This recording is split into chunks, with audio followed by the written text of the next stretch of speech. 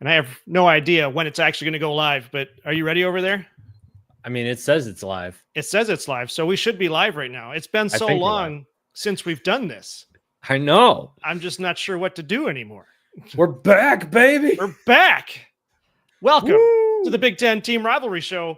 I have a throwback. I'm going to put it up there. Are you ready for this? I'm ready. Going back to the old days. Here we go. Okay. Good job by J.J. McCarthy. Take the handoff. And now it is. It's going to throw a pick. They give it to Cora. Got back. Cora. Touchdown, Wolverine. Ruben Wilson does it again. Boy, what's it feel like? He's got some speed and some blocker outside. Turns the corner. Blake Cora down the sideline. Looking over the middle. Caught. Touchdown, Wolverine. McCarthy extends the play, now using legs. McCarthy a first down. Good job. Dude, it does it automatically. Nice. So we don't even know how the technology works anymore. It has been a long time since we've been live, but that intro still gets my blood pumping. I love that one. Oh, yeah. Yeah. Love it. So, Mac, what have you been up to? Man, let's see. We're on Hammer Watch. Watching out for that hammer. Yep. I don't know. What have I been up to? I don't know. We don't have a script, so I don't know what to say. I know. We're just winging it tonight. We're just winging it tonight. Yeah. Some things we wanted to talk about, I guess. Did we? Did we want to talk about these things? We're going to, no matter what. So I don't know that I want to talk about them because they're kind of indicative of really dumb people being in charge of something that we love. But I guess that's possibly true. Yeah. Yeah. I will say, though, that I always welcome another reason to hate Bob Iger. Yeah. So we can talk about that. Oh, Disney. Yeah. Right. Because they own ESPN. And ESPN are a bunch of shills for the SEC because they own the SEC. They own all of it. Yeah. They own all of it. It's pretty crappy. Yeah. So we got all excited because we thought that, June 6th was going to be hammer time. But now our wonderful friends and insiders over there at Buckeye Scoop are now telling us, no, nothing's going to happen on June 6th. Wait, what? Really? Yeah. But they're like on top of everything. They know exactly what's going on. What the heck? He's been doing the countdown. He's been doing the countdown. It's not going to happen. We should find out something, though. Something should happen on June 6th. It's just not going to be the final penalty. But I think we already knew that. We already knew that they had to go back and forth. I was trying to explain this to somebody the other day because they were asking, what does the NCAA have to do? And I said, well, first, somebody had to bring up the violations, and then the NCAA had to investigate, and then Michigan had to answer, and then the NCAA came out with their notice of allegations, and then Michigan had to answer that, and now the NCAA has to answer that. And then when that's done, then they'll announce what the actual penalties are. And then I think Michigan has the opportunity to answer to that. And there's like 6 months in between each one of these events, or 3 months. Because why get things over quickly and move on when you can drag things out over years? I don't know. It leaves you speechless. Do you know, like what is it called? Playground justice. Oh yeah, isn't that what it's called? Do. Yeah, yeah. That's what needs to happen. Is the Michigan, and I'm laughing because I know that they're not going to do this because why would they? This is the one school that would, like we were talking about with Buckeyes battle cry, that would bend over and ask for a spanking. Go over to the bully and say, "Hey, bully, you suck." And then throw dirt in their face and grab, some dog poop. Grab dog poop, which is far more likely on a playground than cow poop, and throw it in the bully's face and make him eat it. Yeah. Right. Stupid NCAA and their dumb, stupid faces. So I think I forgot to introduce both of us in case nobody remembers, and it's highly likely that you don't. My name is Cliff. I am the other half of Team Rivalry. Sitting next to me, as always, is, of course... Oh, I'm saying it's me. My name is Mackenzie. No, we didn't practice this at all. That's not what happened. You said we used to do it where you would just announce me and then you'd say, Mac, how you doing? And I would be like, I'm good or I'm not good, depending on whether or not I was good or not that day. Right. I used to call you the people's prognosticator too. That was always fun. Oh yeah, you did used to call me that, the people's prognosticator. I still don't really understand what that means. The people do, and that's all that matters. Sure. Should we get into some of the topics here? Yeah, I mean, we're only planning on going for an hour, aren't we? I know, So and I think there's actually people watching too. So, I hey, think there anybody are out people there, watching. if you feel like getting involved in the conversation, feel free to throw something in the chat. We will put it up there, and we can talk about that too. Mm-hmm. For the moment, we are going to move over to, okay, so the first article I saw you wanted to talk about was Ohio State's Ryan Day says the Big Ten deserves 4 automatic qualifying spots in the CFP. What? He said that? He said that. So, okay. So here's how it was related. And what was this in? This was on ESPN. And according to ESPN, Ryan Day's proposal is that he advocates for the Big Ten to have 4 automatic qualifying spots in the expanded CFP. So if there's 12 teams, the Big Ten automatically gets 4. And then if there's more Big Ten teams in, they'll get in there too. But then, sorry, hold up. Can I just remind the world who finished 4th place in the Big Ten last year? Oh yeah, yeah. I just need. That's what happens when you lose 2 games. Don't go to the Big Ten championship, and then get in the CFP. They would have needed an auto bid to get. They would have, and he wants it now. He wants the auto bid. But okay. So they're also saying, okay, so both conferences. So he's talking about the Big Ten and the SEC here. That both conferences favored guaranteed entries. Of course, they did. Big Ten and the SEC both favored guaranteed automatic qualifying entries, while the ACC, the Big 12 support the 5+11 model, which of course would be 16 teams. But yeah, let's not forget that there's 9 conferences, right? Mm-hmm. There's right. 9 conferences. Power 4 and group of 5. Yeah. And if you've got a 12-team playoff and the Big Ten gets 4 spots and the SEC gets 4 spots, that leaves 4 spots for 6 conferences. Now, I grant you, the MAC has not been in the CFP ever. Hey, we would have been had if we had the 12-team model. I think it was. I think that's right. If we had the 12-team model back in 2016, I'm pretty sure Western Michigan would have been in it because it was the top. They were the top rated. Yeah. They were the top rated group of 5, so they would have gone to the CFP, right, and gotten smoked. Right, that would have been interesting. They would have gotten smoked. But so, and I want to point out too, I got to say this because our friend Garrison Gaddy at the Ohio State Voice of College Football channel, he's a good friend of ours. We've had him on this show several times, but he even put it on X that he did not like that Ryan Day brought that up, or that Ryan Day wanted that. He was pretty upset about that. It's probably the only good take he's ever had. Well, it doesn't make any sense. I mean, I suppose it depends on how you look at it, I guess. If it's going to be primarily the Big Ten and the SEC anyway, and Notre Dame, and then a couple of ACC teams? I mean, Clemson's coming back. Florida State's a disaster. Syracuse is on the come up. Of course, they just lost Kyle McCord. Right. Kyle McCord was a higher draft pick than Will Howard. I just want to throw that out there. That was funny. Just about died laughing with that one. But no, that's the most ridiculous thing. Yeah. 4 qualifying bids for the Big Ten. That is extremely stupid. Yeah. Steeler Chick 46, thanks for watching. Appreciate it. Appreciate you out there. Says there is already SEC fatigue. How dumb be Ryan Day? Yeah, I think that's true too. We've got SEC fatigue. We've got I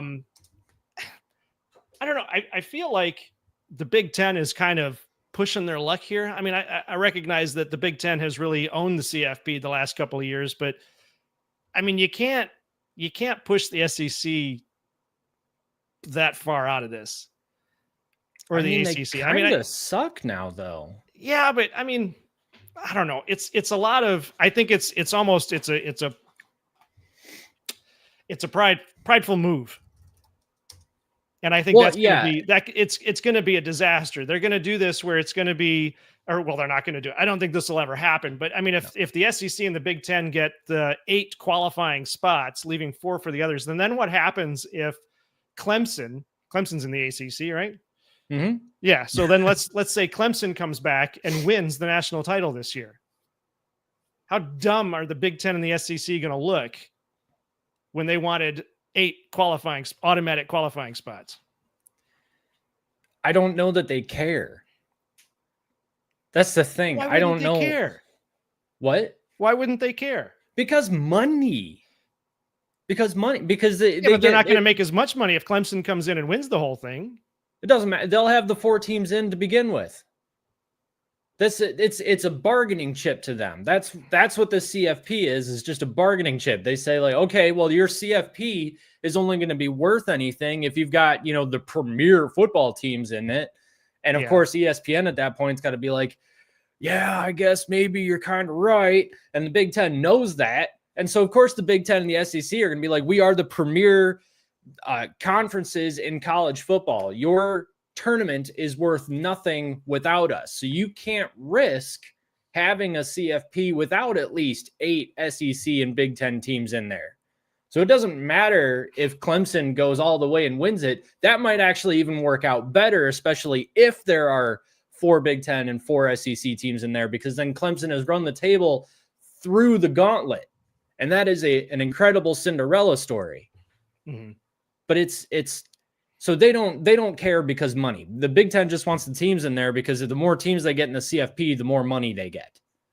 But then, I mean, that already, I don't like the 12-team model. I didn't even really like the 4-team model. I think the four was fine. We could have left it. Like, we got one more high stakes football game every year. That's kind of neat. Like, all right, leave it alone. Yeah. 12 is already really stupid. So if you're trying to ask me whether or not I think that 4 automatic bids to 2 different conferences, leaving only 4 bids for all of the other 6 conferences is a good idea, you're an idiot. And stop. Please. Also, Alabama spends all of the time, like, they should have left it at 4. Yeah, they should have left it at 4. Go blue, go blue. And go blue, Brandon. Thank you all for joining us. Happy to have you here on our first stream of 2025. But also, okay, Kalen DeBoer spends the entire time in between the SEC championship and the announcement of the CFP saying, oh, Alabama deserves to be in. Look at our schedule. We play the toughest schedule in college football. No, you freaking don't, okay? I think there's an argument for Michigan having had the toughest schedule in college football last year. But that's a conversation for another time. Kalen DeBoer's running his mouth. Alabama should be in the CFP. Alabama should be in the CFP. Hurt the dirt. And then what does he do?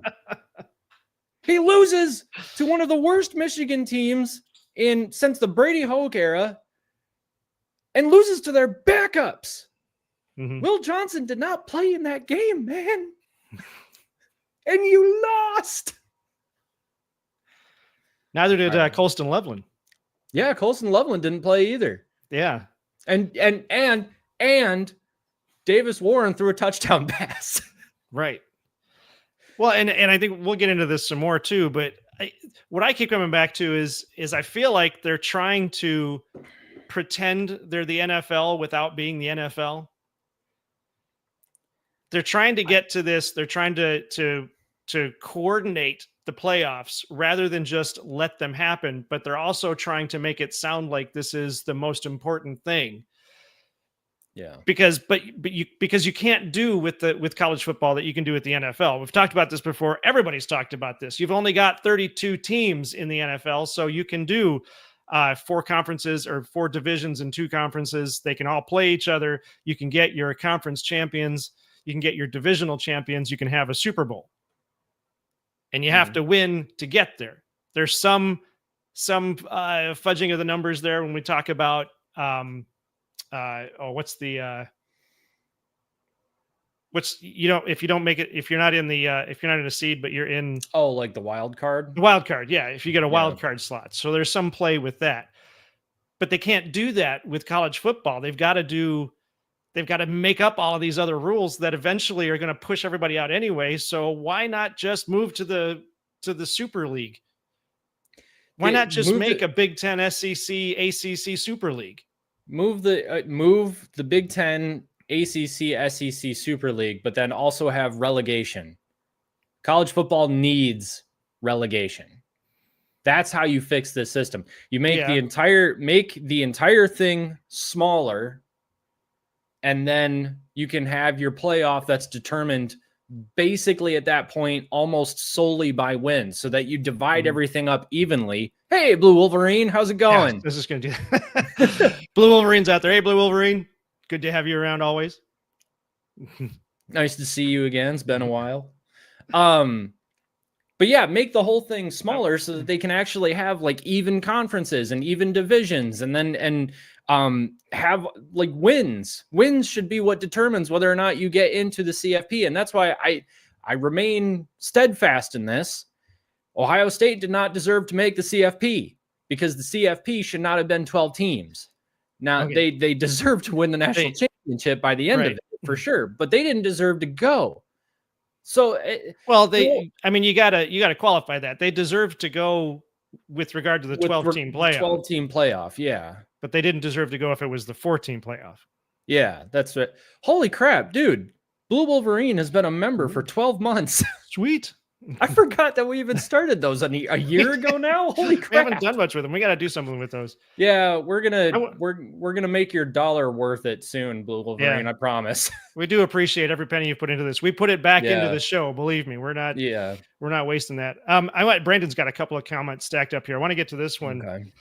My thing is the SEC and the Big Ten are that good, then they won't worry about getting 4, right? Yep. You have to earn getting in the playoffs. It's supposed to be hard, right? Yeah. Yeah. That's what it should be. It should be that you have to earn the spot. It should be the top 12 teams. That's your playoffs, but that's not what they're doing. No, it's not. And I think this is why I'm saying that college football is in the hands of people who don't really like college football. They like money. And believe me, like all of these comment, yeah, I mean, all of these issues that we're going to have are going to be, we're not going to be thinking about them as soon as kickoff happens on August, I think it's 31st or something, or 29, I can't remember. But as soon as kickoff happens, we're going to be like, ooh, football, yay! But over the off season, we're like, what has happened to the sport that I love? And it's, I don't think that they should have expanded the playoff, but I honestly still kind of had fun with the 12-team playoff. I thought it was still fun. I don't think that I don't like that the Michigan-Ohio State game doesn't mean as much. And I really don't like that Michigan and Ohio State might play more than once a season, once Michigan gets back up to form. And then the first time that Michigan and Ohio State play 3 times in the same season, I'm going to be ticked. I'm going to be very upset. So, Brandon, I actually want to get back to that about the game not meaning as much, because I have thoughts on that. But Brandon says, I was good with expanding it to 6 or 8 teams and stop there. I get it's about money, but the more you expand, the more you start to nitpick who can really win a natty. I mean, I think that happens either way. I mean, that happened with the BCS. That happened with the 4-team CFP. It's kind of always been an argument over who's winning the national championship. Oh, I can give you a plug for Mark Rogers' book, Disputed Champions. Wait. Yeah, disputed national champions. Yeah. Oh, I have it right here. Oh, that's right. I loaned you my copy. But in that, he talks about, he talks about the 90s, all of the national championships in the 90s. And there's arguments about all of them. Yeah, disputed national champions. Good book. People should check that out. Mark Rogers, voice of college football, also a good friend of ours. But yeah, people argue about it. That's why we have that whole argument about who actually won the 97 national championship. Was it Michigan or Nebraska? Both teams were fantastic. Both teams were top notch. Both teams were at the top of their game. Michigan was awarded the national championship. The AP voted on it, or the coaches voted on it. I forget who voted on it at the time, but it was voted on and Michigan got it. But that doesn't mean Nebraska wasn't just as worthy to get it. So there's always going to be those arguments. Unfortunately. But that being said, 97 Michigan clears. Fight me. Well, of course. Fight me. Oh, hey. Thank you, Blue Wolverine, for the super chat there. Appreciate that. Dude, like I said, every penny goes back into the show. We're trying to make this better all the time. We made our goal. Oh, we did. All right. Explain the goal. Okay. So in the pre-show, I jokingly set a what are these called? Super chats. I jokingly set a super chat goal of $5 in one super chat. I was just like, let's get a super chat, and this is our goal is $5. And this guy over here was all a hater, like, it's not gonna happen, you're an idiot. And I said I didn't want to spend another hour. All right, whatever. Anyway, I said that the reward was gonna be that we were gonna trash Ohio State for an hour, because who doesn't love that? And he said that he didn't want to be on the stream for another hour, so we're gonna have to do it another time. But now we're gonna do it. Another time. I just said that. We will schedule a show where we specifically make fun of Ohio State. We gotta do that. That'd be great. Oh boy. Oh, you know what we should do too? Again, thank you, Blue Wolverine. We really appreciate it.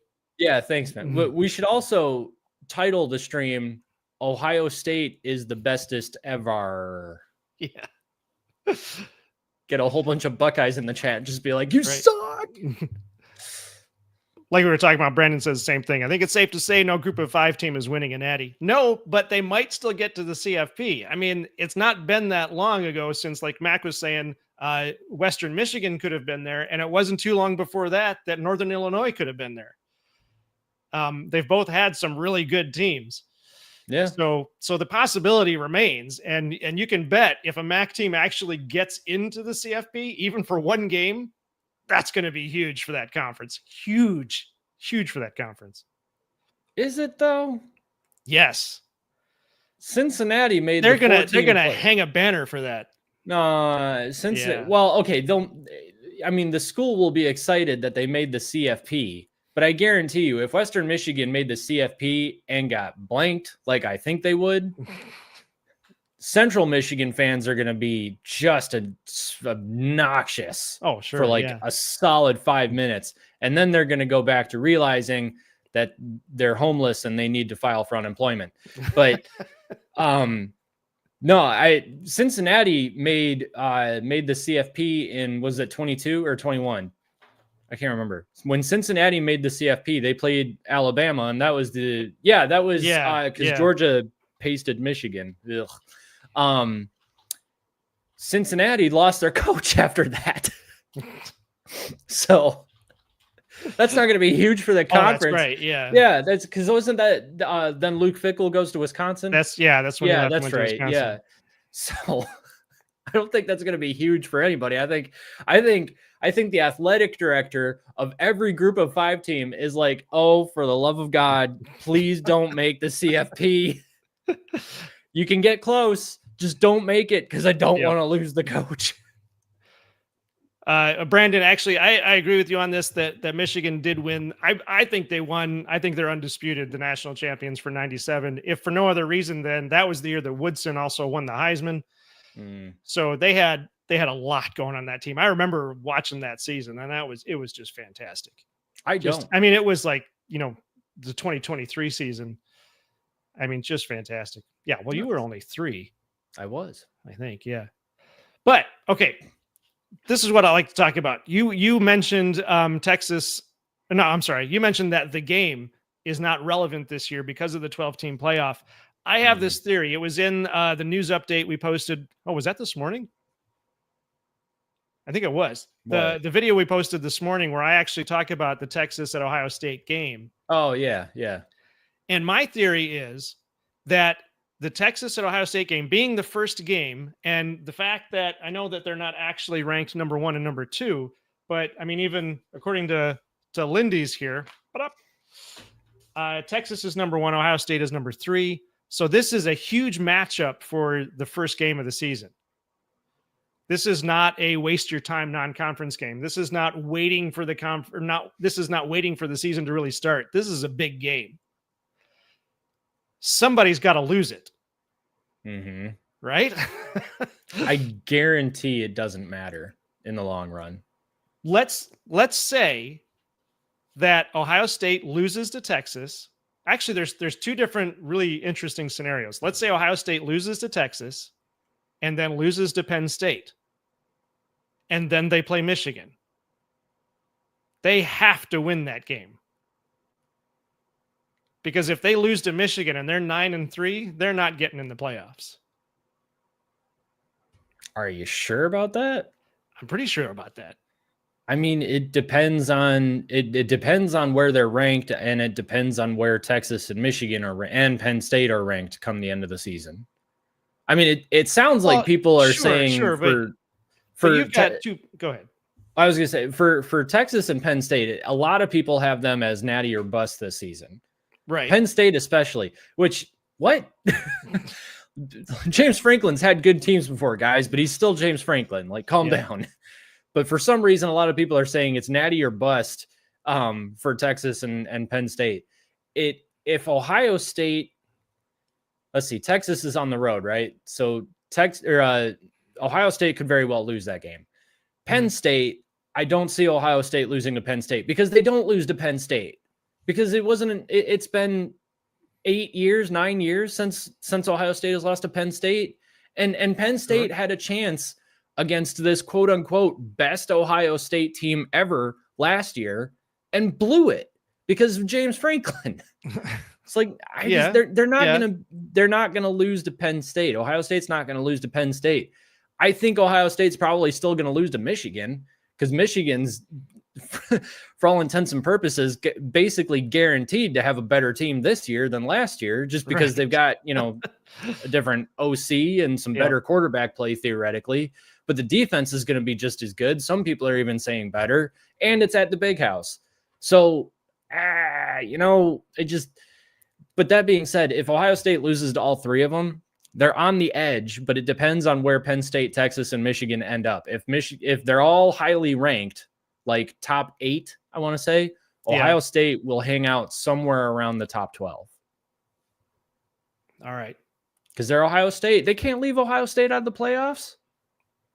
Well, they make too much money. Yeah, I guess that's true. And that's where we get back to the whole problem with the CFP is that it's not really about the best teams. It's about the most profitable teams.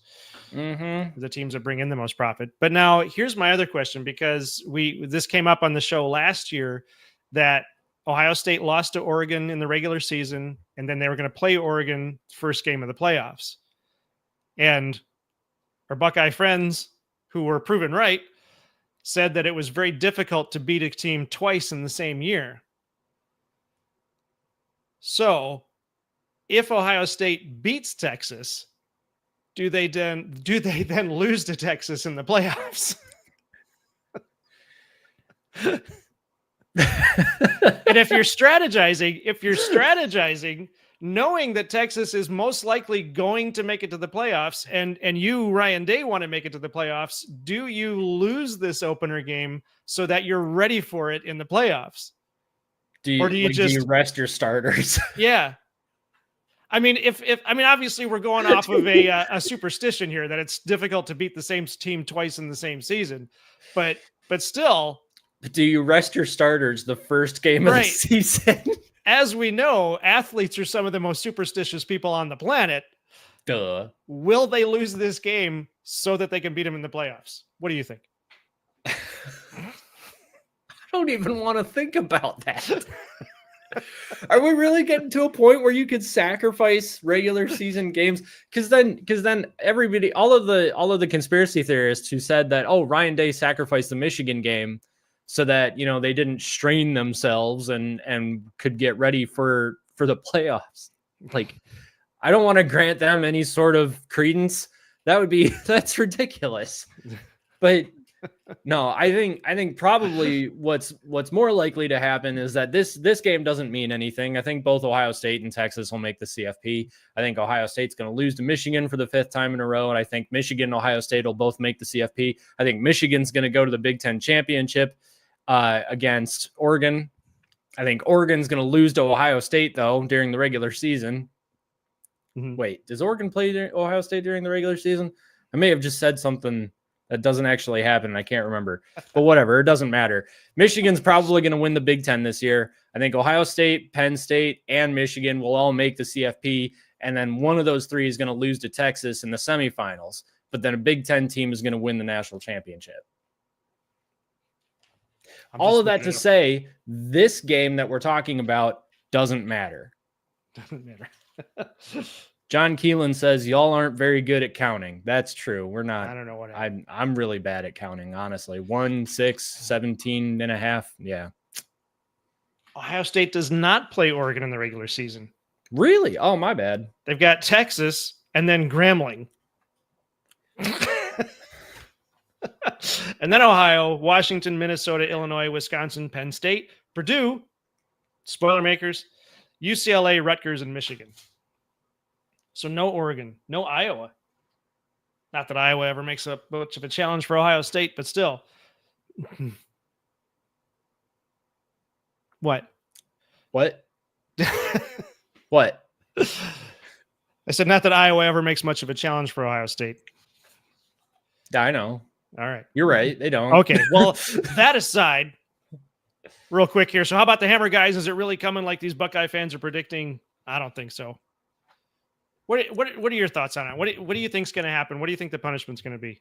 On the Hammer stuff? Yeah. So I'm going back and forth, and the reason, okay, so I'm going back and forth. I think that if this hadn't become such a huge thing in the media and stuff like that, and if the NCAA hadn't been caught with egg on their face so many times, that probably what would have happened is Michigan would have gotten a slap on the wrist, maybe a couple million in fines. Somebody's getting suspended. That's about it. Whatever. Yeah. What I'm concerned about, though, is that the NCAA is going to have tiny wiener syndrome and say, you can't talk mean to me like that. I'm going to bring the hammer down on you just because I hate you. And then they're going to bring the hammer down, even though Michigan doesn't deserve it. And Michigan's going to get slapped with a postseason ban. And I don't think vacated wins are not going to happen, just period, either way. I mean, even people who think that Michigan did actually cheat, they didn't. But people who think that they did are also saying that Michigan's not going to have anything vacated. Legally speaking, they almost can't at this point because the NCAA president already came out and said that Michigan won the title fair and square. So there's really nothing you can do about that. I mean, they've got it on camera. I don't know if that's legally binding, but it does. It's kind of ironic because if he was speaking out of turn, talk about lack of institutional control. Yeah. I mean, that's kind of crazy, but yeah, I'm kind of with you there. I really don't think the punishment's going to be nearly as bad as what's being predicted by rival fans anyway. I think what I'm really curious about, what stands out to me the most is, so Jesse Minter was the DC and Sharon Moore was the OC. Jesse Minter has a 1-year show cause. Why wouldn't Sharon Moore get a 1-year show cause? I mean, I guess I don't know. Maybe he could. Yeah. And Michigan has to fire Sharon Moore and go on and find another coach. I mean, Ward Manuel, and I'm pontificating here, but like Ward Manuel already would probably like to see Sharon Moore go. That's just my opinion. I don't really have any facts to back that up, except for I think it was John Bacon posted on Twitter one day saying that Santa Ono had to convince Ward Manuel to hire Sharon Moore in the first place. Ward Manuel was all set to hire a search firm for the next coach. And that's why it took so long for them to introduce Sharon Moore in the first place. And then Sharon Moore had to compete with Jim Harbaugh over staffing. And then that took a really long time. I mean, I don't know if Ward Manuel actually wants to see Sharon Moore go, but I know that Ward Manuel has been himself caught with egg on his face on more than one occasion throughout this whole thing. Mm-hmm. So I don't know that he's necessarily happy with that situation. And frankly, it doesn't sound like Michigan administration is really all that happy with their football program, period. Because the Michigan administration, I mean, I don't want to get political or anything, but let's just say their politics don't align with that of most of the people who are working in Schembechler Hall, especially that of Jim Harbaugh, for for dang sure. Yeah. So I maybe Sherrone Moore will get a show cause. I guess this is all to say that it's very unpredictable. I think the NCAA is kind of schizophrenic at this point. Like, you really don't know what they're going to do, because they like to think that they're more important than they really are. And if you start threatening them, if you start actually showing the world, hey, look, they got a tiny wiener, they're going to be like, no, I don't. And I'm sorry, I'll move on that. But they're going to be upset about that. They're going to be, no, I don't. And start, pulling everybody else's pants down and stuff. And then things just get really awkward. Mm-hmm. But I don't know. Maybe he will get a show cause. Maybe. Yeah. It seems like for parity, he should, but maybe, and the speculation has been here that maybe the self-imposed 2-game suspension is actually a deal worked out with the NCAA, but I don't know. I guess we'll see what happens, because it could just be this whole thing just sort of sputters out. But yeah, that'll be interesting. Yeah. I mean, the conspiracy theorists are definitely never going to let it go. Yeah. They're never going to let it go. I think they want Jim Harbaugh like publicly executed. Yeah. Maybe then they'll be happy. Right. Moose, good to see you out there, man. Moose. Yeah, you guys ready for the hammer in 2 days? Right. Yeah, as you know, we were just talking about that. I don't think the hammer is coming. John Keelan, I got to go back to you here. He's got to go Bucks. I'll give you that one. We'll give you a go Bucks today. Welcome, John. Appreciate you hanging out with us. Yeah, nice to have you. Nice to have you here. Also, he's got a good question here. Shit talking aside, as a Buckeye fan, you all think you can really win the Big Ten with a freshman QB? Maybe. Yeah.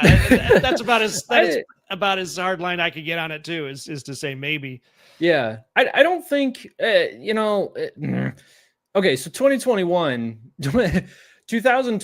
we're all looking at Cade McNamara and we're just kind of like, I mean, like, he did really good against Rutgers in 2020. Like, they really pulled it together. He made some great plays. Like, I think he saved, maybe he saved Jim Harbaugh's job that year. I don't think that Jim Harbaugh should have gotten fired, period. I don't think anybody should have gotten fired over the COVID period.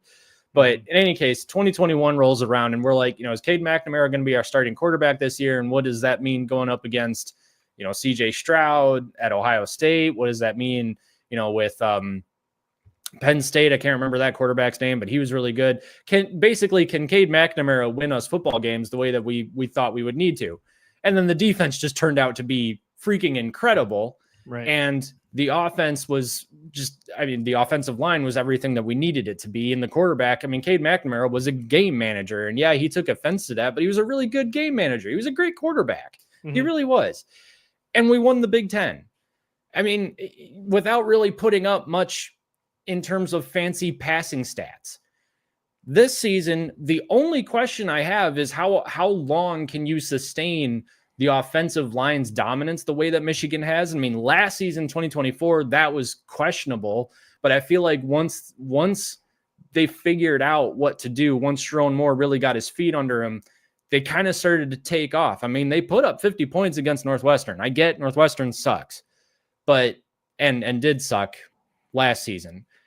But like, going into that game, we all kind of thought Michigan was going to lose and miss out on a bowl game, because then they had Ohio State the next week.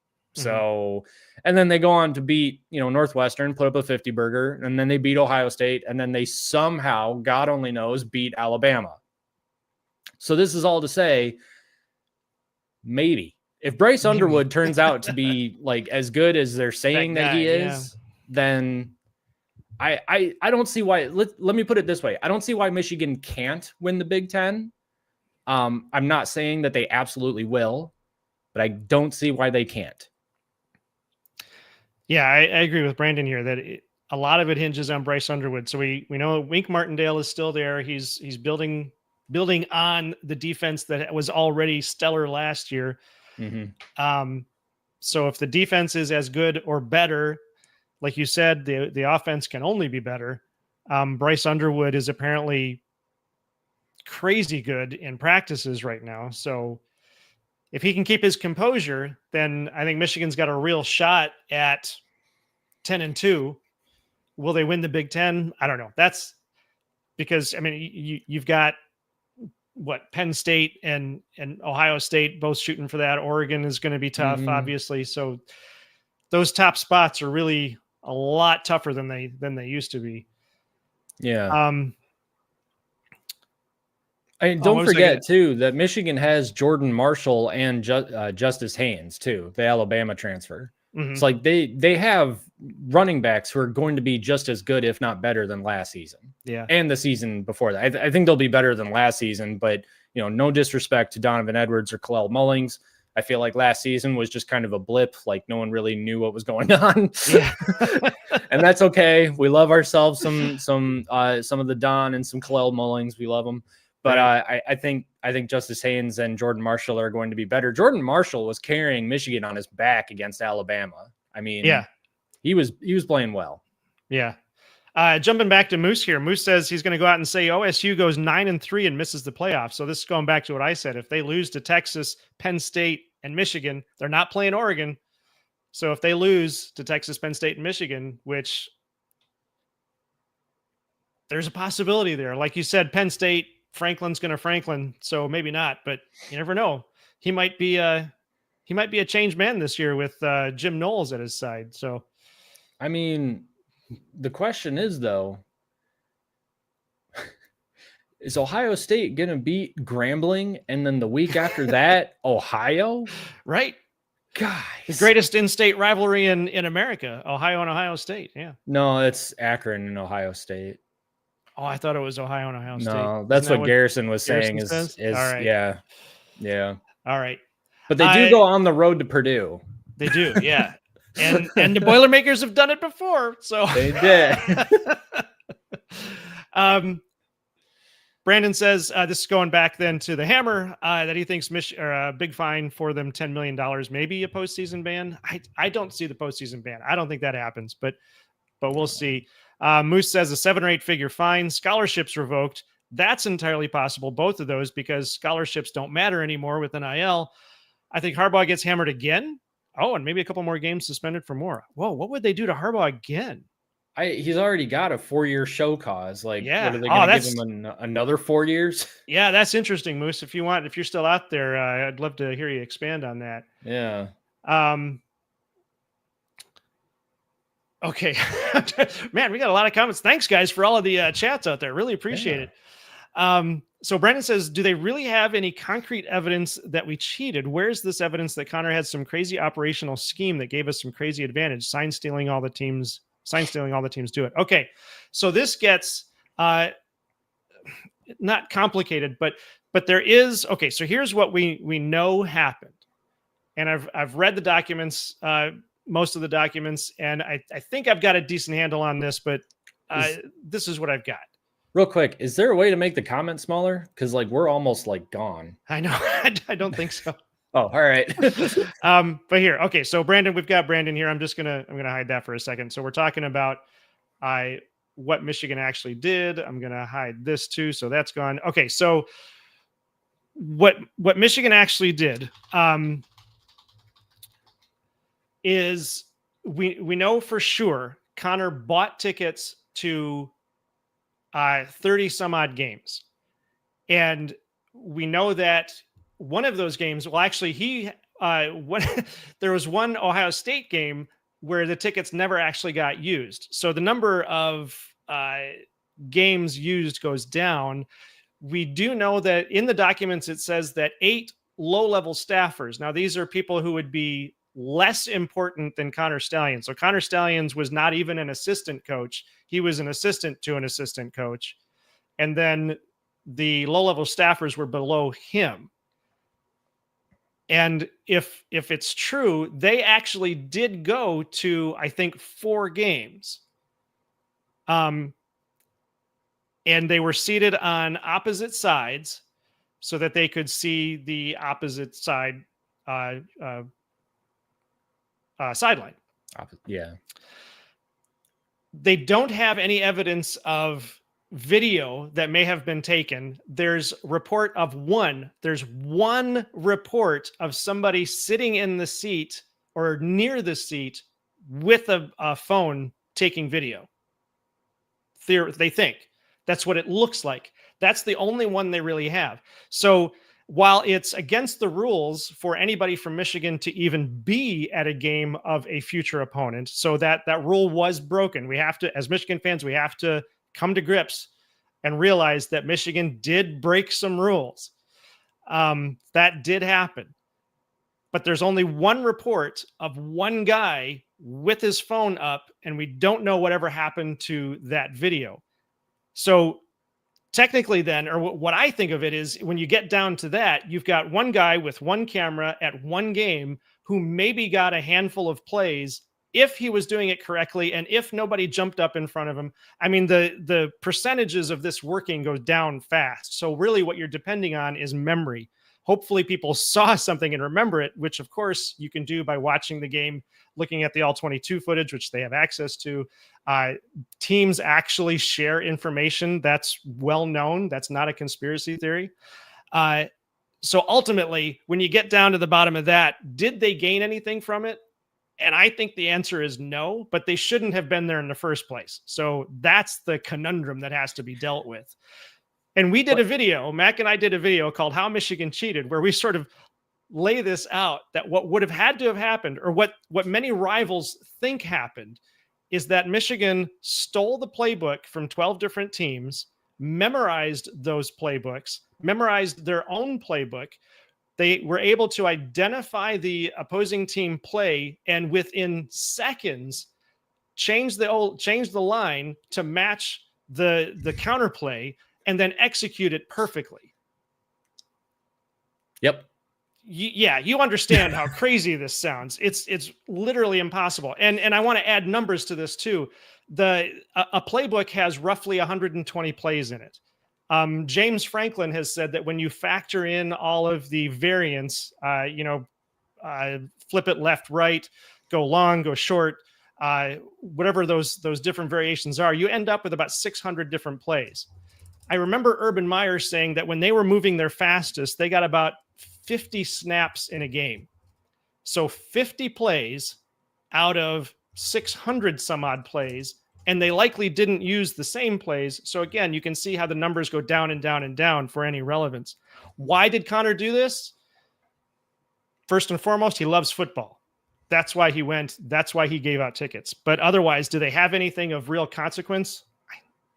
I honestly don't think so. But if they have anything of consequence, is actually irrelevant because they shouldn't have been there in the first place. But what were you going to say? But who was there? Were they actual staffers that were on staff? According to the report, yes, they were actual Michigan staffers, but they might have been unpaid interns. So wait, hang on a second. All right. I'm thinking of who's the player? Magnum? I can't remember his name. Okay. His dad was on the coaching staff at Michigan State, but the kid went to Michigan. I'm pretty sure that's how that worked. It was anyway, I think that's how, but whatever. If the player is playing on a team that has nothing to do with your team, you can't go watch your kid play. I mean, no. Not if you're a paid staff.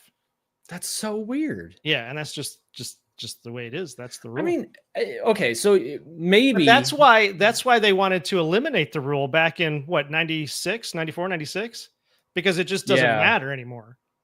But anyway, I think it was 98 or 99. But yeah, I mean, the rule doesn't really matter anymore.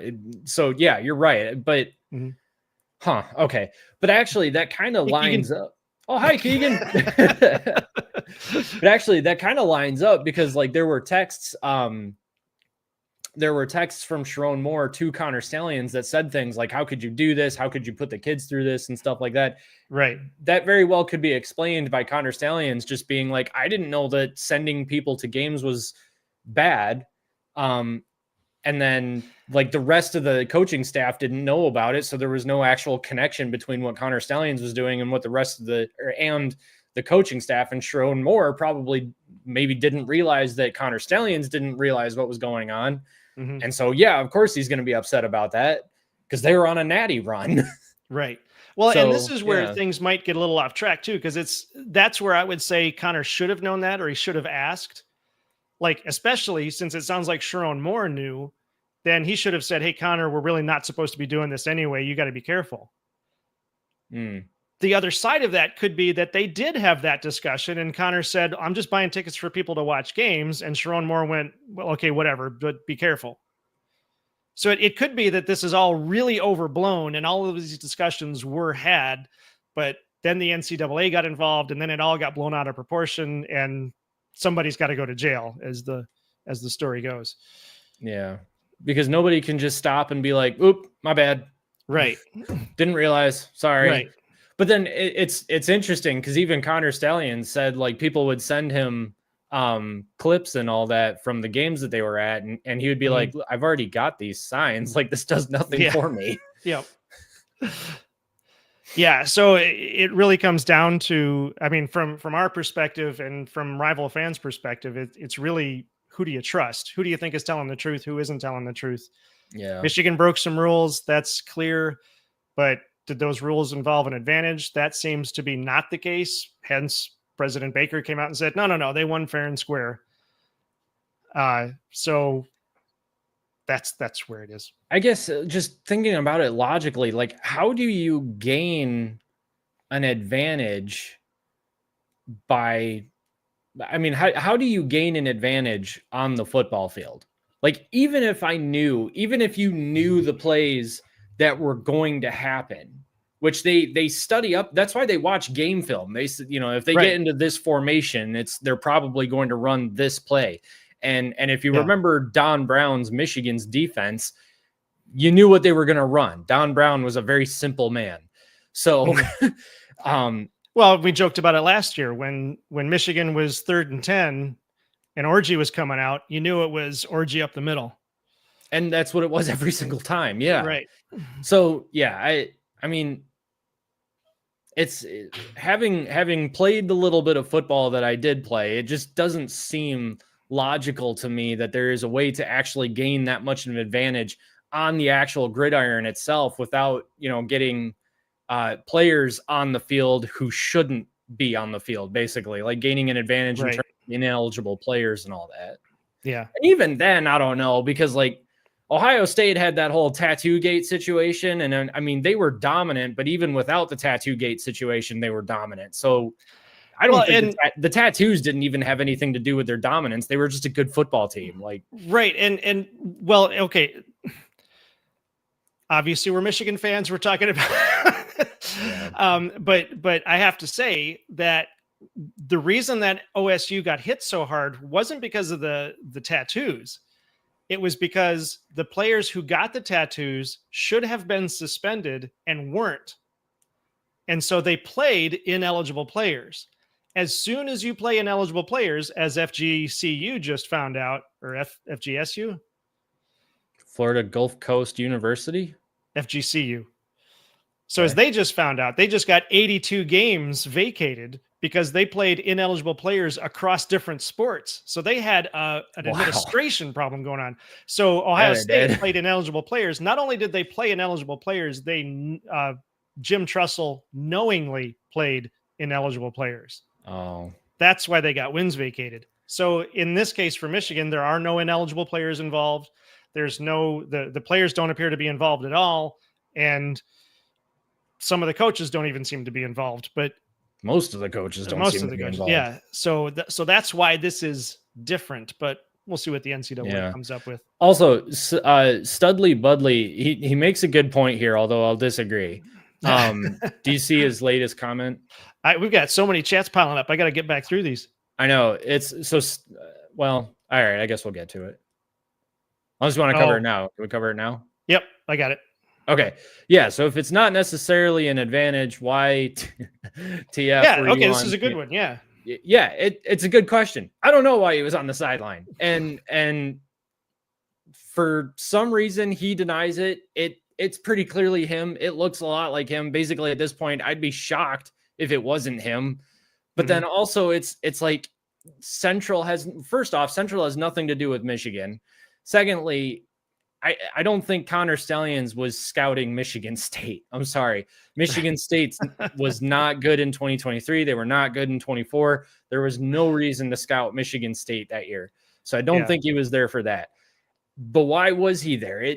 There was one point where it sounded like he was friends with someone on staff, and they asked him to come help out with sign stuff during the game and all that. And so he did in an unofficial capacity, which is against the rules, and he should be punished for that. Or I guess he already was because he was fired, or maybe they want more of a punishment. I don't know.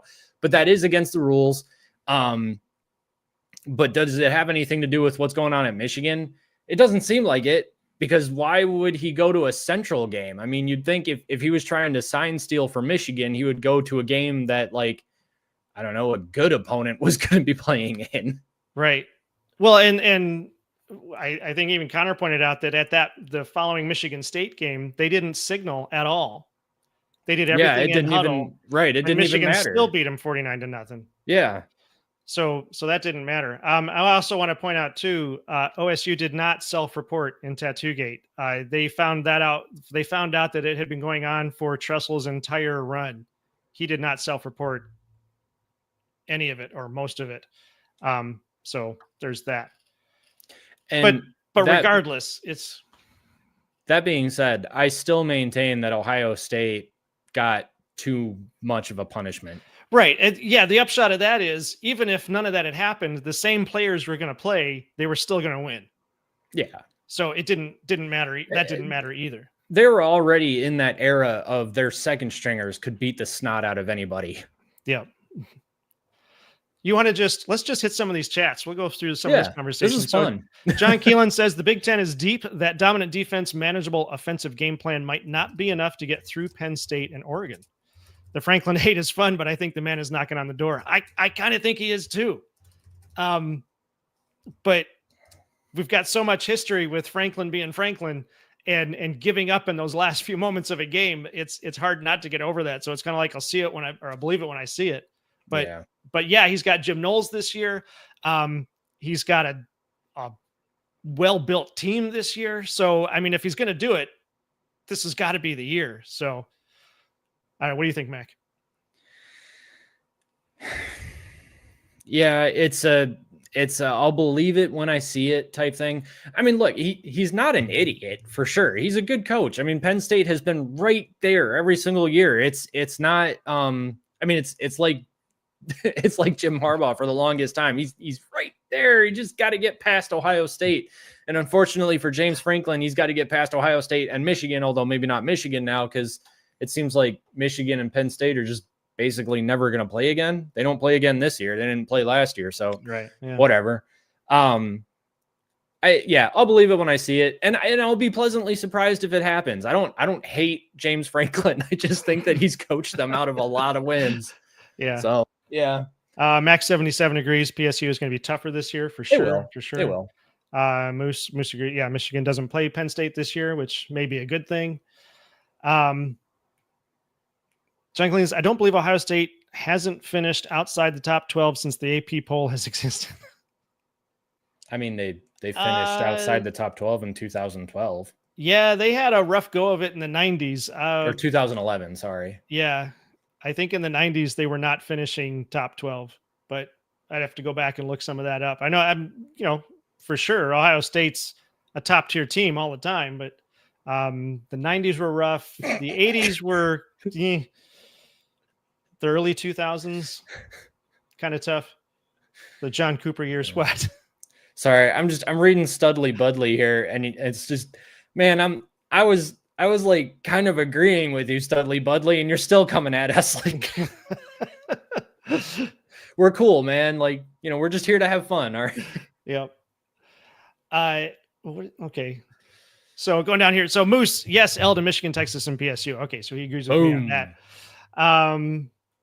Okay, and then Max 77 agrees with you. The Buckeyes will still make it in with 3 losses. They're still going to make it in the CFP with 3 losses. I think Michigan, Penn State, and Texas will all be in the CFP as well.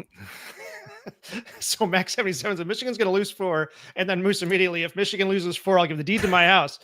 All right, Moose. Moose. You might want to.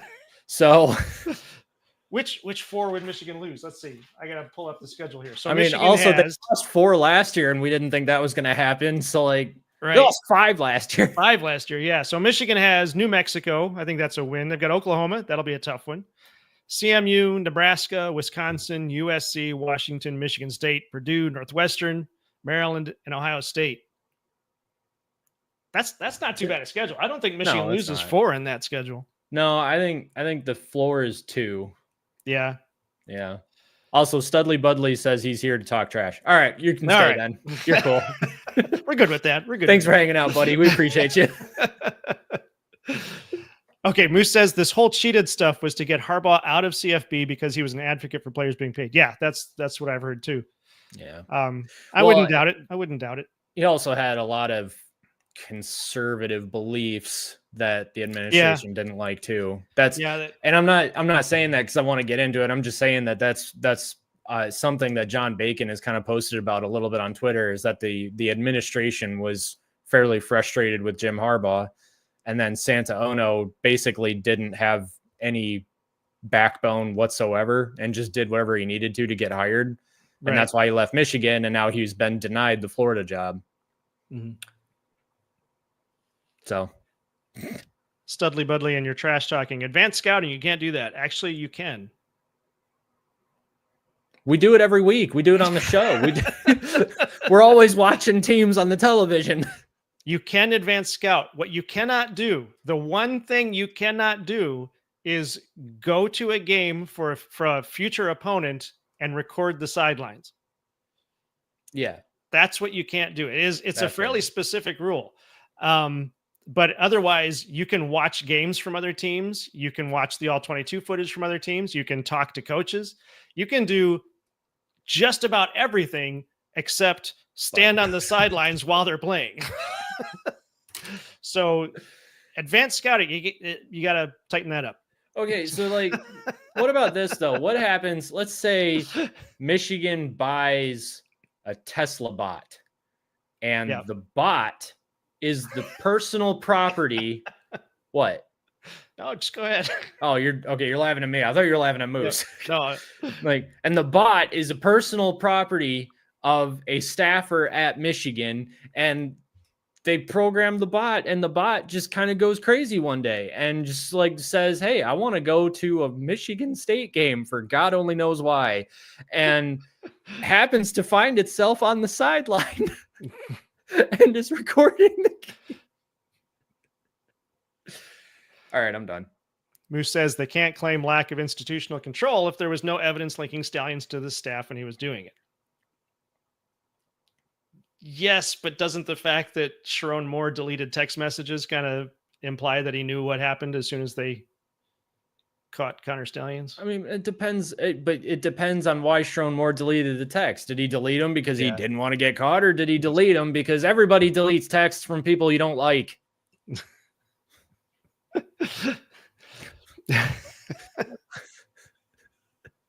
Oh, wait, here we go. Okay, so Brandon says that's why I'm trying to say to think that's the reason we won games are ridiculous. Regardless of what happened, regardless of what Connor Stalions did, Michigan was still dominant on the field, and nothing changed that. They didn't win because of what Connor Stalions was doing. They didn't dominate because of what Connor Stalions was doing. It's actually a funny part of our video where we say, they got 22 starter quality college boys to do these things exactly the way they were told to. That just doesn't happen. No. Also, Penn State was able to stop the pass all game long, and Sharon Moore's just all right, screw it, we're just gonna run every play.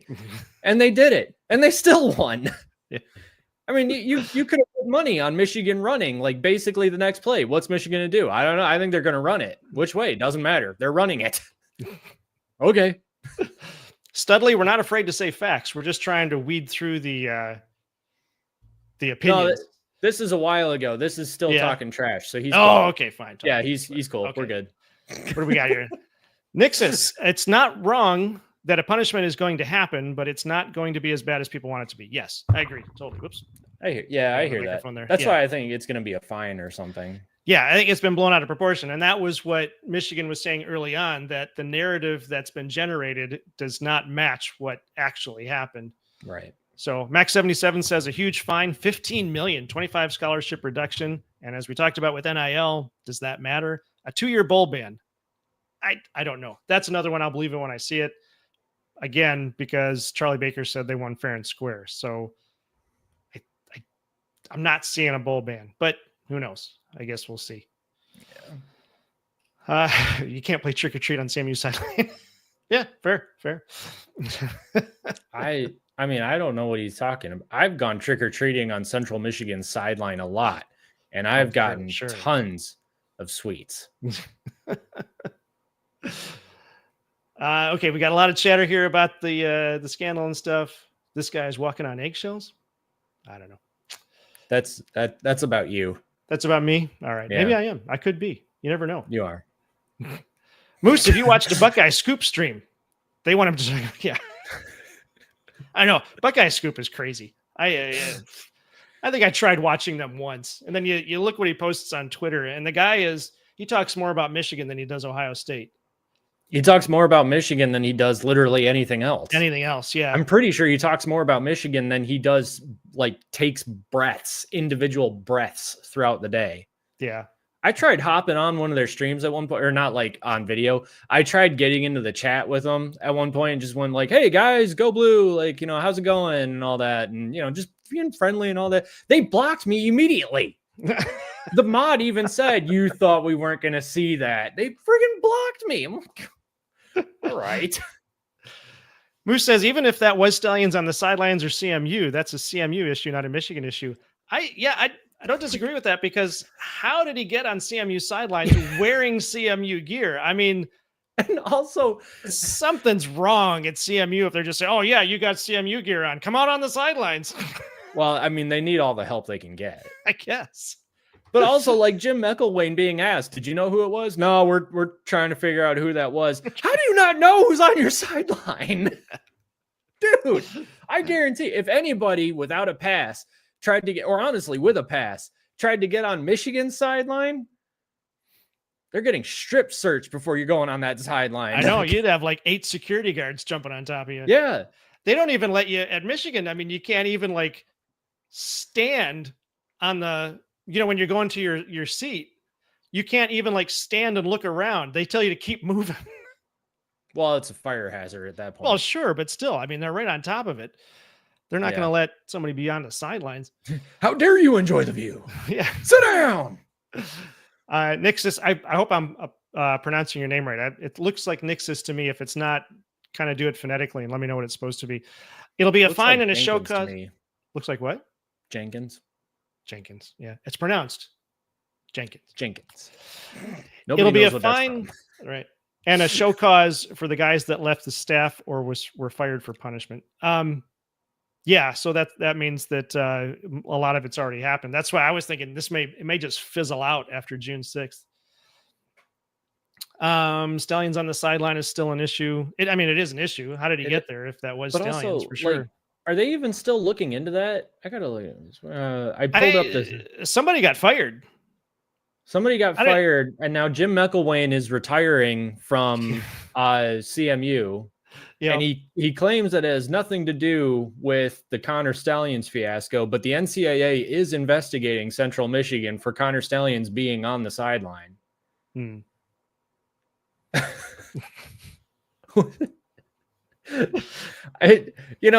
And people are like, he wasn't forced to retire. He's not retiring because of the Connor Stallions thing. Okay, maybe that's true. I think it's also just as easy to believe that Jim McElwain is retiring because, I mean, at one point he was the coach of Florida and got fired, and now he's at Central and nobody else wants him. So yeah, I think maybe I'd be done at that point too. Like, if the best I could do after coaching at Florida is Central Michigan, sorry guys, like, Mount Pleasant's nice. Well, no, it's not. But, I like a paycheck as much as the next guy. But... Right. Max 77 brings up the lack of institutional control. I mean, I guess, I don't know, that it's only lack of institutional control if everything that's being said is true. If not, then there wasn't lack of institutional control, but we'll find out. The Summit, the most delusional fan base of all of college sports, hammer coming. Let's bet. Most delusional fan base in all of college sports. You, my friend, have absolutely never ever in your life met an Eastern Michigan fan, have you? Ever? Dude, you want to talk delusion. They believe in themselves. They believe in themselves. And it makes no sense. It's good for them, yeah. They've had like one NFL player ever. But they've got that gray turf, and that's all that matters. Yeah, they've got a gray turf. Yeah. Whoever okayed that should be banned from the country, frankly. Who never played football? Me? Sure. Didn't you try out for Pinckney? No. Oh. I was small even for Pinckney.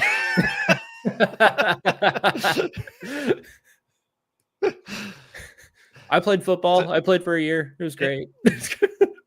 But if it was such an advantage, Nixon says, as people claim, they would have lost against Penn State and OSU, which they didn't. Exactly. Right. They continued on. The game didn't change. And it was fantastic. I think that proves right there that whatever Connor Stalions is alleged to have done didn't change anything. Oh, let's see what we got here. We already did that one. Wait. Simply look at the record when Connor was stealing signs versus when he wasn't on staff. Harbaugh was on the chopping block prior. I've seen rival fans talk about this before. There's an awful lot more variables than just Connor Stalions before and after 2020. So this comment really doesn't apply. This is cherry picking data to make your point. And in reality, there was so much going on, so much that shifted. I mean, you're talking about almost an entire staff change from 2020 to 21. You're talking about, even the players talked about a mental and just this massive mental change in Harbaugh from 20 to 21. So many things changed before and after. And honestly, before 2021, Michigan still wasn't that bad of a team. 2020 was bad, yes. And Harbaugh had a problem winning the big games. But if you look at that record, they had, 2016? I mean, they were, 5 points away from a perfect season. Yeah. So, yeah, I mean, Michigan was never actually bad. It's just they weren't as good as Ohio State. So obviously that means they're garbage. Right. So, okay, coming down here. Why have our names not been up here this whole time? Because I keep putting up the chats. This is great stuff. Do you know how much brain power it took me to come up with this name? See what happens. People were fired and forced to retire. Yep, we got that. It's a breach of security. It's up to CMU to punish its own employees. Correct. I believe that. And they should punish Jim McElwain for being a terrible coach. Let's see here. Moose says the bigger question is, how was Stalions able to get access to the sidelines? Yep. That's our big question. Come on, guys. You're a program that the game has passed by. You're old and tired, like Notre Dame. Your doggy paddling came up for a breath. Yes, that is absolutely true. I completely agree with Studley. I think he's onto something. He's onto something there. Wait. If he's not talking about Michigan, who's he talking about? Michigan State. No, Michigan State is drowned. They're dead. Goodbye. They're swimming with the fishes. No, let's play a mental exercise here. What is a program that the game has passed by, is old and tired like Notre Dame, which also isn't true, but let's just go with it. They're doggy paddling and came up for a breath. Who does that describe? Illinois. Iowa. All right. They finally fired Brian Ferentz. Yeah, because he's definitely the beginning and end of your problems. Kirk Ferentz coming up on 27 years. Did you? Yeah. You saw the stat. He only has to win one game, and he will match Woody Hayes' win record. Yeah. Not win percentage, but win record. Yeah. He's lost a lot more games. Yeah. Well, and they play a lot more games too, but they play a lot nevertheless. More games too. Yeah, it's not his fault. Yeah. Well, it's kind of his fault. I mean, he lost the games, but In the 90s, OSU was top 5 for years. They weren't. I'll have to look that up. I don't think they were. Because the 90s, Michigan beat them. I think the 90s, though, Michigan went 8-2 against Ohio State. But we can look that up. I guess Yeah. I'm sorry. That doesn't mean that Ohio State wasn't a top 5 team. That just means Michigan was a top 4 team. Sorry. I'm here to talk trash. Yeah. Would anyone be surprised in the out. slightest if we said that we didn't go to Michigan? I can math. Yeah. The Buckeyes haven't lost 3 games in a long time. That is true. Yeah, they've been doing fantastic for the last 20 years. 2011 was the last time. Yeah. And they lost 6 games. Yeah. We didn't have a QB last year and won 8. Yes, we did. Hey, Moose. That was awesome. Moose. You know I love you, man. I will have no Davis Warren slander on this stream. We had a quarterback. The man beat cancer, Ohio State, and Alabama. You can't get any more badass than that, and the guy should never have to buy a beer in Ann Arbor ever again. All right, I'm good. All right, I'm going to jump down here too. Brandon says, record from the stands or from the sidelines, bylaw 1162. Yeah, okay. So what did I say? You can't be on the sidelines video. Yeah, so you can't be in the stands. Well, technically, you can't be an employee of the other team and be there, or the team that is your future opponent. So that's it there. Which again, why was Connor Stallions on Central Michigan sideline? He could have been on any other sideline. Whatever. Anyway. Oh, Nixus says, no, you're good. Okay, thank you. Appreciate that. Was pronouncing. All right. I can't pronounce. Is he even talking about that? Pronounce? I'm gonna assume they are. Or yeah, And I guess we don't know if it's a boy or a girl either. Right. But, yeah. Let's see here. We're gonna wrap things up here in a moment, but I just want to hit a couple of here. Let's see. That Ohio State guy not been able to bench press 135 pounds. I saw that video. Is that really him? Yeah. He couldn't bench press 135. Oh, that's awful. Once. I mean, I can bench. I think a couple of weeks ago I was benching 150 like 12 times. So. Yeah. This is 100% true. Yeah. Yeah. We'll go with that one. It was only when the vacuum started sucking that Michigan stopped. All right, last one here. We're going to Moose. In my defense, I was one if the only few who predicted Warren would be QB1 over Orgy. All right, there you go. That's okay. There you go. That's where they should have stayed. And I will freely admit that I was wrong about Orgy. And I feel bad about that. And I don't hate the kid at all. I really hope that he gets a good shot at the next place. Where do you go? UNLV? Warren? No, Orgy. Oh, Orgy. UNLV. Yeah, UNLV. It sounds like he's doing pretty good there. So, excellent. Really, wishing him all the best there. But yeah, like I was definitely wrong about his prospects at Michigan. Yeah, well, everybody was. I'm really curious as to what happened because he's a powerful athlete, but something just wasn't clicking. But I think that has to go back to what's his face, the guy who got fired, Kirk Campbell. I think it was more Kirk Campbell's fault than Alex Orgy's fault. Which is a shame because I mean he's a smart football mind too. Like he's a good quarterbacks coach. I just kind of wonder what happened. Yeah. I think Sherrone Moore was maybe running up against the clock and had to cobble together a staff, honestly. Right. Okay, I take it back. I'm going to hit a couple more here. Brandon says Michigan was just really good team 21-23. Yes, Connor was our sign stealer, but that's not why we were that damn good. Let's use some logic and common sense here, Buckeyes. I agree wholeheartedly with that. Mm-hmm. And Nixus says, what could have been if Jack Tuttle didn't get injured in spring?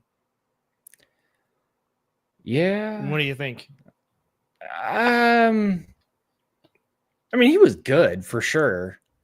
I'm trying to decide if he wasn't injured, would he have been like the next Cade McNamara? Like he would have been a good, game manager per se. I mean, he had some good plays against Indiana the year before. I don't know. I honestly don't know. I mean, maybe if Jack Tuttle is 100%, Michigan goes 10-2 or 9-3. Maybe that's what goes on there. I don't know. Honestly, I mean, Jack Tuttle, it's not like he lit things up at Indiana per se. I mean, he was a good quarterback. He was solid, but and we still beat the crap out of Indiana. Right. All right. I think unless you want to look at any of these other ones, I really, really appreciate everybody coming out and hitting the chat. That's just fantastic. We love you guys out there. Thank you for watching the show. Mac, did you want to hit any more of these? You think anything that stands out to you? Moose is hating on my guy Jack Tuttle now too.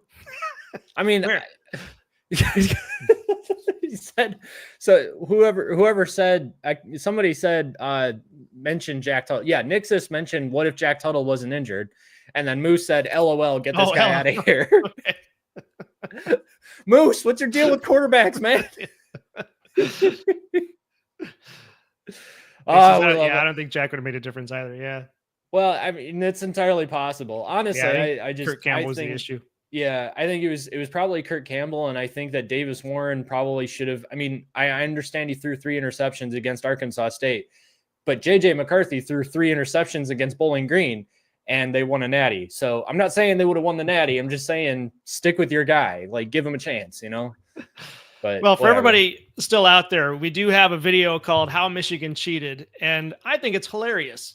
I think you guys will enjoy it too. So go out to our channel and find that video, and I think you will enjoy it. Give it a thumbs up while you're at it. Give it a comment. We love comments on there too. We didn't get to the other 2 articles that we wanted to talk about, but they were mainly about the 12-team model. We'll get to those another time. I don't even want to talk about that. I just found those and was just like, Thank you, everybody, for watching. Really appreciate you being out there at our first live stream of the season. I don't know exactly what our schedule is going to be, but we will be back, and we will bring you more news. And if you bring us the chats, we'll bring you more of our opinion. Mac, anything else you want to say? Yeah, if you really want us to keep bringing you our opinions. Also, appreciate the new guys coming and hanging out. Nixus, Studley, Budley, you guys are awesome. Thanks for hanging out with us. This was Brandon. This was great. Who else was out there? I just want to give some quick shout outs. Max77, great to see you again. Moose, as always, it's been a pleasure. Blue Wolverine was out there earlier. Blue Wolverine was out there for a bit. Yeah. But yeah, thanks for hanging out with us, new guys. We just like to hang out, laugh, and be Michigan homers. It's pretty great. And absolutely, we don't mind the trash talk. We love trash talk. We do it ourselves. We just, keeping it good natured, as everybody did. So we appreciate that. And don't talk about it too much, though. We might come off like we like trash talking. We like it. We like it so much. Exactly. All right. That's going to do it for us. Everybody, you have a great evening, and we will see you soon. Mac, take us out. This is the Big Ten Team Rivalry Show. Good night, everybody. Good night, everybody. Good job by J.J. McCarthy. Take the handoff. And Alec Bennett is going to throw a pick. They give it to Corum. Up back. Corum. Touchdown, Wolverines. Ruben Wilson does it again. Corum finds a daylight. He's got some speed and some blocker. Outside. Turns the corner. Blake Corum down the sideline. Looking over the middle. Caught. Touchdown, Wolverines.